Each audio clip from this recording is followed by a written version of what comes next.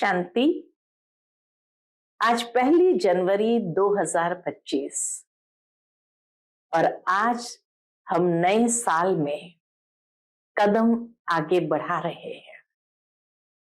ये आने वाला नया साल आप सबके लिए सदा निर्विघ्न रहे, सदा सुखद अनुभूतियों वाला रहे और हर कदम नित्य उन्नति करते रहे, ऐसी हमारी दिल की दुआएं हैं। हर कदम में बाबा आपको नए नए सुंदर अनुभव कराए और इतनी सुंदर स्थिति के माध्यम से आप हर पल बिताए, यही हमारी सुंदर भावनाएं हैं। जरूर है पिछला साल में कई अनुभव आपने प्राप्त किए होंगे, कई नई बातें सीखी होगी और इस ज्ञान मार्ग में भी अनेक प्रकार की परिपक्वता आपके अंदर बढ़ी होगी। तो यही हम चाहते हैं कि उन अनुभवों से, उन सीखों से और उन परिपक्वताओं के माध्यम से इस साल में आपका हर पल बहुत सुंदर बीतता जाए। ये जरूर है कि इस नए साल के लिए भी हम कुछ नई संकल्पना अवश्य करें, अपने साथ नए विचारों के साथ अपने आप को प्रतिबद्ध करें। कुछ न कुछ ऐसी बातें हम दृढ़ संकल्प के रूप में ले, ताकि इस साल में भले बाहर कितनी भी परिस्थिति क्यों न आए, लेकिन हर परिस्थिति में विजयी बने, आगे बढ़ते चले। तो इसलिए यह साल आपका बहुत सुंदर बीते, ऐसी ही हमारी शुभकामनाएं हैं। आज की मुरली में बाबा कहे, सागर के ऊपर बादल होते हैं और इसीलिए यही कहा जाएगा कि बादलों का बाप सागर है। सागर से मीठा पानी बादल खींचते हैं और फिर धरती पर जाकर बरसते हैं। कभी कभी कोई बादल खाली भी होते हैं और इसलिए बरसते नहीं। कोई बादल बहुत जोर से बरसता है तो बाढ़ कर देता है। तो बाबा कहे, तुम्हें भी ये ज्ञान की बरसात हर वक्त हर एक के ऊपर करनी है। स्वयं में भी धारणा करके दूसरों में धारणा करानी है। जो दूसरों में धारणा नहीं करा सकते हैं, तो उनको आज बाबा ने टाइटल दिया सुस्त बादल। जो बादल बरसते ही नहीं है तो उनको कहेंगे सुस्त बादल, और जो बरसते जाते हैं वह है चुस्त बादल। तो अपने आप को हम देखें, हम कौन से बादल हैं। सुनते हैं आज के बाबा के अनमोल मधुर महावाक्य। ओम शांति। मीठे बच्चे, तुम ज्ञान की बरसात कर हरियाली करने वाले हो। तुम्हें धारणा करनी है और करानी है। आज की मुरली से प्रश्न है, जो बादल बरसते नहीं है उन्हें कौन सा नाम देंगे? उत्तर है, वह है सुस्त बादल। चुस्त वह जो बरसते हैं। अगर धारणा हो तो बरसने के बिना रह नहीं सकते। जो धारणा कर दूसरों को नहीं कराते हैं, उनका पेट पीठ से लग जाता है, वह गरीब है, प्रजा में चले जाते हैं। आज की मुरली से दूसरा प्रश्न है, याद की यात्रा में मुख्य मेहनत कौन सी है? उत्तर, अपने को आत्मा समझ बाप को बिंदु रूप में याद करना। बाप जो है, जैसे हैं, उसी स्वरूप से यथार्थ याद करना, इसमें ही मेहनत है। आज की मुरली से पहले गीत बजा है, जो पिया के साथ है उनके लिए बरसात है। ओम शांति। जैसे सागर के ऊपर में बादल है, तो बादलों का बाप हुआ सागर। जो बादल सागर के साथ है उनके लिए बरसात है। वह बादल भी पानी भरकर फिर बरसते हैं। तुम भी सागर के पास आते हो भरने के लिए। सागर के बच्चे बादल हो ही, जो मीठा पानी खींच लेते हैं।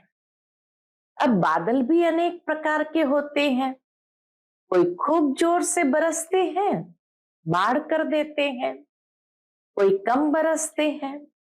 तुम्हारे में भी ऐसे नंबरवार है जो खूब जोर से बरसते हैं। उनका नाम भी गाया जाता है। जैसे वर्षा बहुत होती है तो मनुष्य खुश होते हैं, यह भी ऐसे है।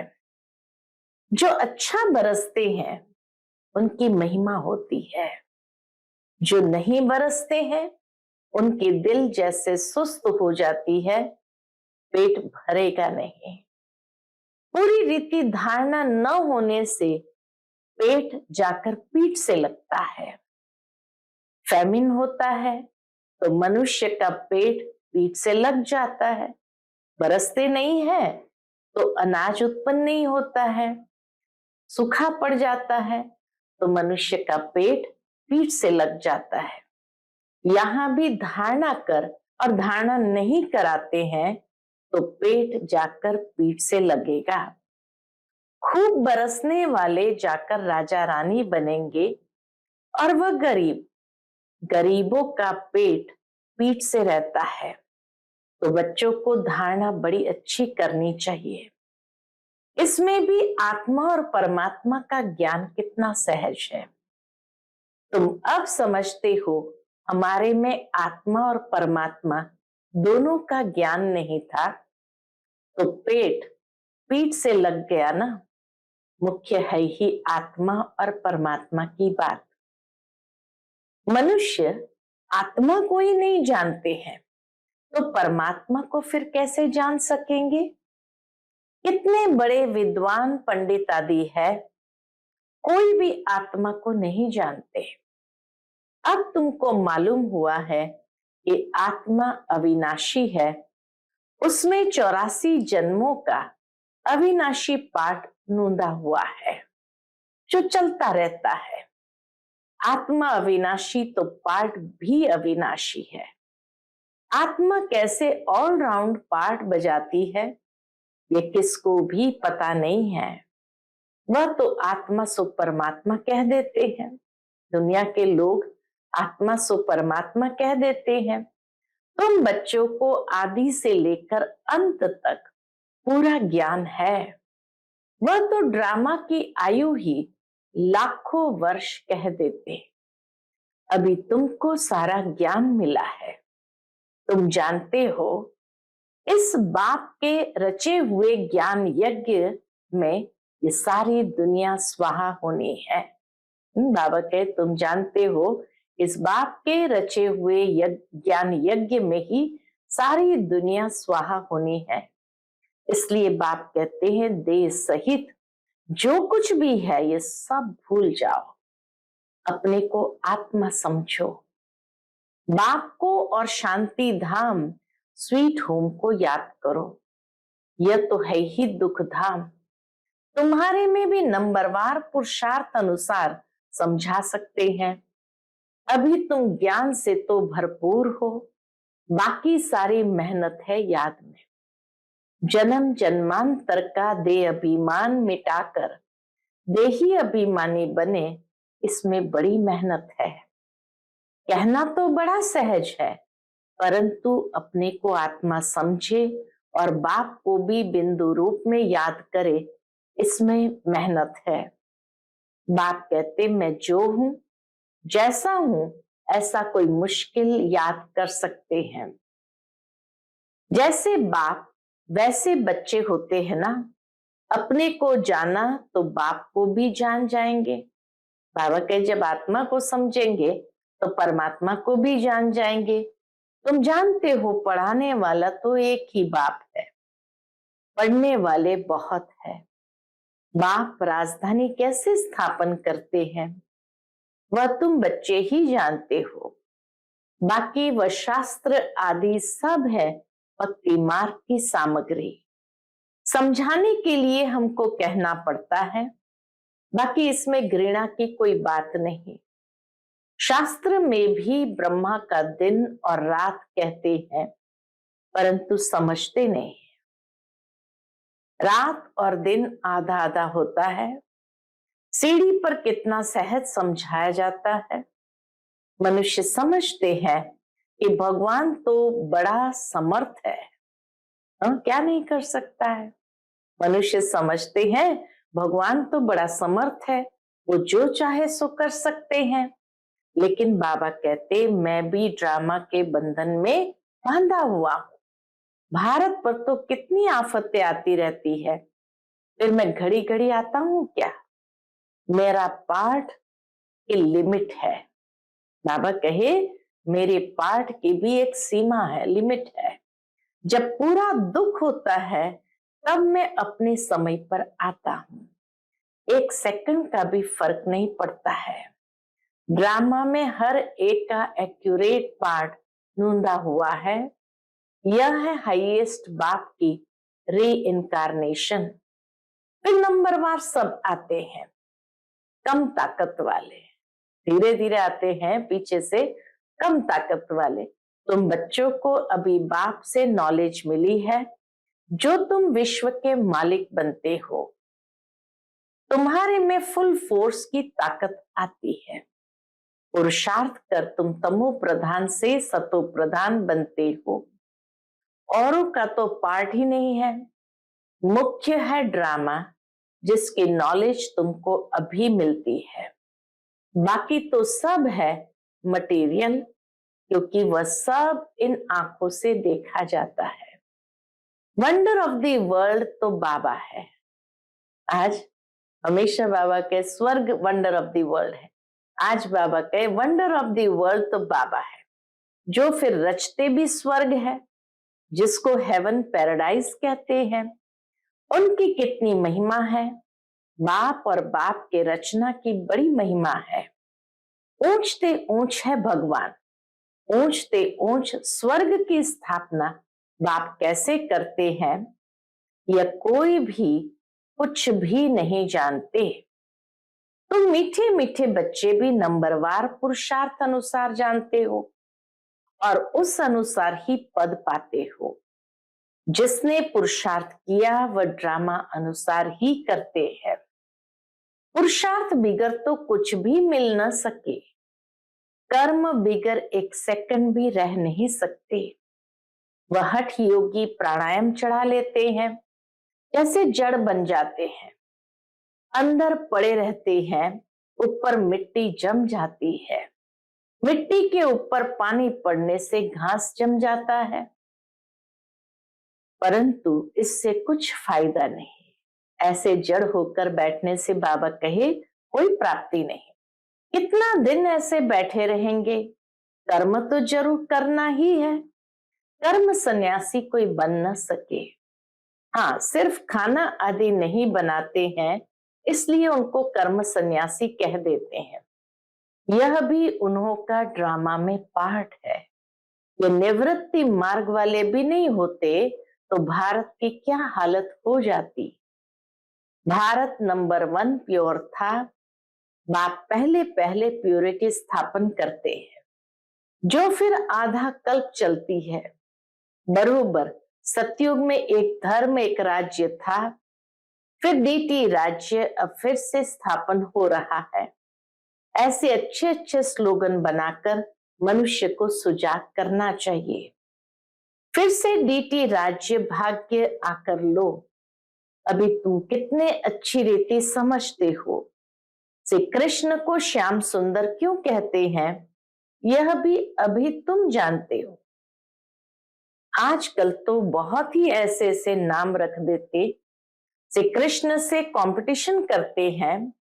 तुम बच्चे जानते हो पतित राजाएं कैसे पावन राजाओं के आगे जाकर माथा टेकते हैं, परंतु जानते थोड़ी है। तुम बच्चे जानते हो जो पूज्य थे वही फिर पुजारी बन जाते हैं। अभी तुम्हारी बुद्धि में सारा चक्र है।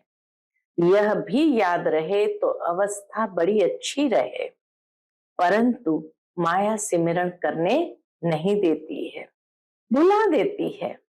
सदैव हर्षित मुख अवस्था रहे तो तुमको देवता कहा जाए। लक्ष्मी नारायण का चित्र देख कितना खुश होते हैं। राधे कृष्ण अथवा राम आदि को देख इतना खुश नहीं होते हैं, क्योंकि श्री कृष्ण के लिए शास्त्र में हंगामे की बातें लिख दी है। ये बाबा बनता भी श्री नारायण है ना। बाबा तो इन लक्ष्मी नारायण के चित्र को देख खुश होते हैं। ब्रह्मा बाबा हमेशा श्री नारायण का चित्र पॉकेट में रखते थे, जब भी देखते थे बड़े खुश होते थे। बच्चों को भी ऐसे समझना चाहिए। बाकी कितना समय इस पुराने शरीर में होंगे, फिर जाकर प्रिंस बनेंगे। यह एम ऑब्जेक्ट है ना, यह भी सिर्फ तुम जानते हो। खुशी में कितना गदगद होना चाहिए। जितना पढ़ेंगे उतना ऊंच पद पाएंगे, पढ़ेंगे नहीं तो क्या मिलेगा। कहाँ विश्व के महाराजा महारानी, कहाँ शाहूकार प्रजा, और प्रजा में नौकर चाकर।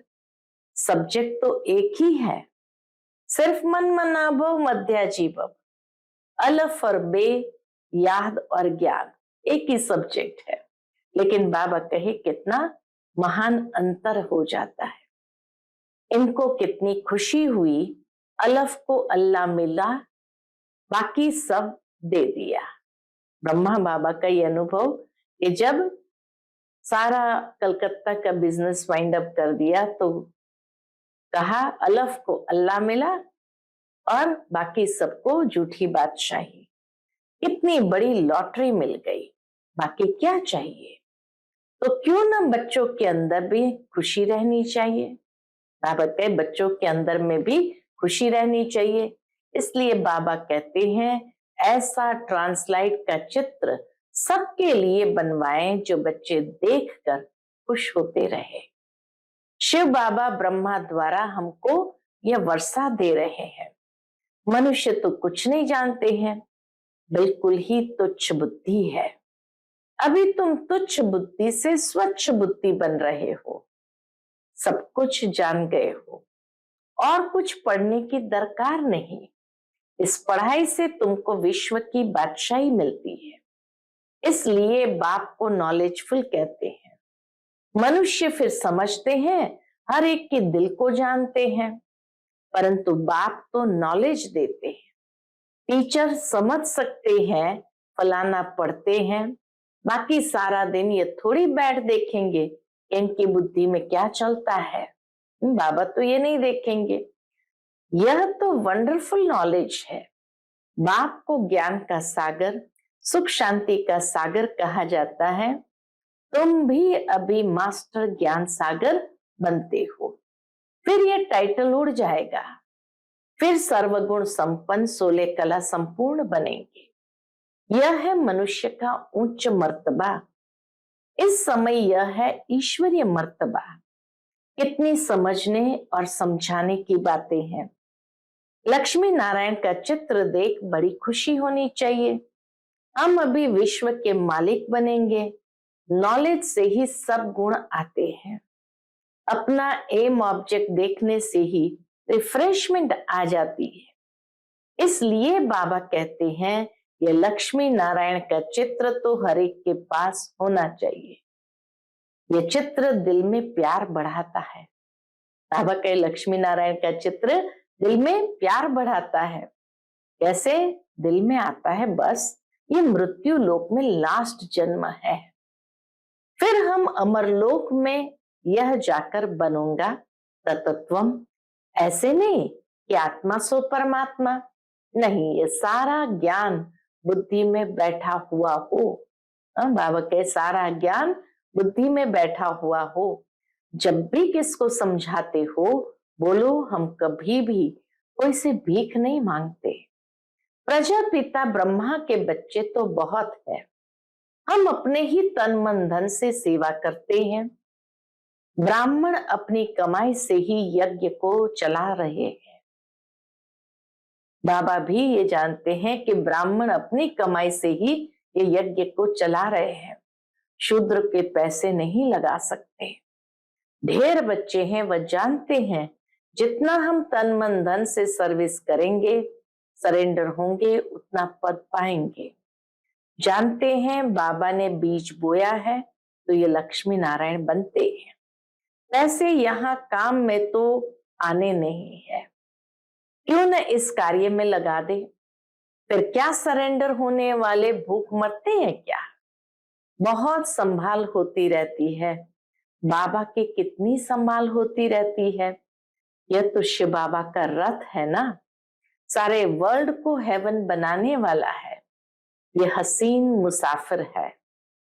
परम पिता परमात्मा तो आकर सबको क्या बनाते? हसीन बनाते हैं। तुम सांवरे से गोरा हसीन बनते हो ना, कितना सलोना साजन है। आकर सबको गोरा बना देते हैं, उन पर तो कुर्बान जाना चाहिए। याद करते रहना चाहिए, जैसे आत्मा को देख नहीं सकते जान सकते हैं, वैसे परमात्मा को भी जान सकते हैं। देखने में तो आत्मा परमात्मा दोनों एक जैसे बिंदु है, बाकी तो सारी नॉलेज है। ये बड़ी समझ की बातें हैं। बच्चों की बुद्धि में ये नोट रहनी चाहिए। बुद्धि में नंबरवार पुरुषार्थ अनुसार धारणा होती है। डॉक्टर लोगों को भी दवाइयां याद रहती है ना, ऐसे नहीं कि उस समय बैठ किताब देखेंगे। डॉक्टरी की भी पॉइंट्स होती है, बैरिस्ट्री के भी पॉइंट्स होती है। तुम्हारे पास भी पॉइंट्स है, टॉपिक्स है जिस पर समझाते हैं। कोई पॉइंट किसको फायदा कर लेती है, कोई को किस पॉइंट से तीर लग जाता है। पॉइंट तो बहुत ढेर की ढेर है।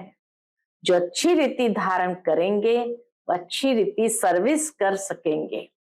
आधा कल्प से महारोगी पेशेंट है, आत्मा पतित बनी है, उनके लिए एक अविनाशी सर्जन दवाई देते हैं। वह सदैव सर्जन ही रहते हैं, कभी बीमार होते नहीं। और तो सब बीमार पड़ जाते हैं। अविनाशी सर्जन एक ही बार आकर मन मना भाव का इंजेक्शन लगाते हैं। कितना सहज है। चित्र को पॉकेट में रख दो सदैव। बाबा नारायण का पुजारी था तो लक्ष्मी का चित्र निकाल अकेला नारायण का चित्र रख दिया। अभी पता पड़ता है जिसकी हम पूजा करते थे वह अब बन रहे हैं। लक्ष्मी को विदाई दे दी तो यह पक्का है हम लक्ष्मी नहीं बनूंगा। ब्रह्मा बाबा को ये पक्का था हम लक्ष्मी नहीं बनूंगा। लक्ष्मी बैठ पैर दबाए ये अच्छा नहीं लगता। बाबा को ये अच्छा नहीं लगता था। उनको देखकर पुरुष लोग स्त्री से पैर दबाते हैं। वहां थोड़ी लक्ष्मी ऐसे पैर दबाएंगी। ये रस्म रिवाज वहां होती नहीं। यह रस्म रावण राज्य की है। इस चित्र में सारी नॉलेज है। ऊपर में त्रिमूर्ति भी है। इस नॉलेज को सारा दिन सिमरन कर बड़ा वंडर लगता है। इस नॉलेज को सारा दिन सिमरन कर बड़ा वंडर लगता है। भारत अब स्वर्ग बन रहा है, कितनी अच्छी समझानी है। पता नहीं मनुष्य की बुद्धि में क्यों नहीं बैठता है। आग बड़े जोर से लगेगी, भंभोर को आग लगनी है। रावण राज्य तो जरूर खलास होना चाहिए। यज्ञ में भी पवित्र ब्राह्मण चाहिए। ये बड़ा भारी यज्ञ है। सारे विश्व में प्यूरिटी लाने का वो ब्राह्मण भी भल ब्रह्मा की औलाद कहलाते हैं, परंतु वह तो कुखवंशावली है। ब्रह्मा की संतान तो पवित्र मुखवंशावली थे ना, तो उन्हों को ये समझाना चाहिए। दुनिया के लौकिक ब्राह्मणों को भी बाबा कहे ये बात अच्छी तरह समझानी चाहिए। अच्छा, मीठे मीठे सिकिलते बच्चों प्रति माता पिता बाप दादा का याद प्यार और गुड मॉर्निंग। रूहानी बाप की रूहानी बच्चों को नमस्ते। हम सब रूहानी बच्चों की रूहानी माता पिता बाप दादा को याद प्यार गुड मॉर्निंग और नमस्ते नमस्ते। शुक्रिया बाबा, शुक्रिया। आज की मुरली से धारणा के लिए मुख्य सार है। पहली पॉइंट, स्वच्छ बुद्धि बन वंडरफुल ज्ञान को धारण कर बाप समान मास्टर ज्ञान सागर बनना है। नॉलेज से सर्वगुण स्वयं में धारण करने हैं। दूसरी पॉइंट, जैसे बाबा ने तन मन धन सर्विस में लगाया, सरेंडर हुए, ऐसे बाप समान अपना सब कुछ ईश्वरीय सेवा में सफल करना है। सदा रिफ्रेश रहने के लिए एम ऑब्जेक्ट का चित्र साथ में रखना है। आज का बाप दादा का मधुर वरदान हम बच्चों के प्रति है। एक रस स्थिति द्वारा सदा एक बाप को फॉलो करने वाले प्रसन्न चित्त भव। एक रस स्थिति द्वारा सदा एक बाप को फॉलो करने वाले प्रसन्न चित्त भव। आप बच्चों के लिए ब्रह्मा बाप की जीवन एक्यूरेट कंप्यूटर है। जैसे आजकल कंप्यूटर द्वारा हर एक प्रश्न का उत्तर पूछते हैं, ऐसे मन में जब भी कोई प्रश्न उठता है तो क्या, क्यों, कैसे के बजाय ब्रह्मा बाप के जीवन रूपी कंप्यूटर से देखो। क्या और कैसे का क्वेश्चन ऐसे में बदल जाएगा। प्रश्न चित्त के बजाय प्रसन्न चित्त बन जाएंगे। प्रसन्न चित्त अर्थात एक रस स्थिति में एक बाप को फॉलो करने वाले। आज का स्लोगन है, आत्मिक शक्ति के आधार पर सदा स्वस्थ रहने का अनुभव करो।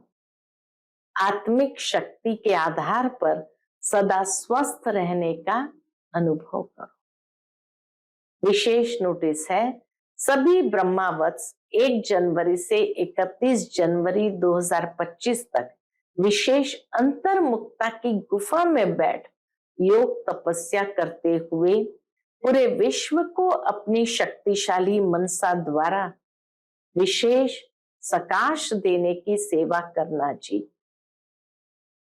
इसी लक्ष्य से इस मास के पत्र पुष्प में जो अव्यक्त इशारे भेजे गए हैं वह पूरे जनवरी मास में मुरली के नीचे भी लिख रहे हैं। आप सभी इन पॉइंट्स पर विशेष मनन चिंतन करते हुए मनसा सेवा के अनुभवी बनो। आज का जो दृढ़ संकल्प है, अपनी शक्तिशाली मनसा द्वारा सकाश देने की सेवा करो। आप शांति दूत बच्चे कहां भी रहते, चलते फिरते सदा अपने को शांति दूत समझकर चलो। जो स्वयं शांत स्वरूप शक्तिशाली स्वरूप में स्थित होंगे और दूसरों को भी शांति और शक्ति की सकाश देते रहेंगे। और दूसरों को भी शांति और शक्ति की सकाश देते रहेंगे। अच्छा, ओम शांति।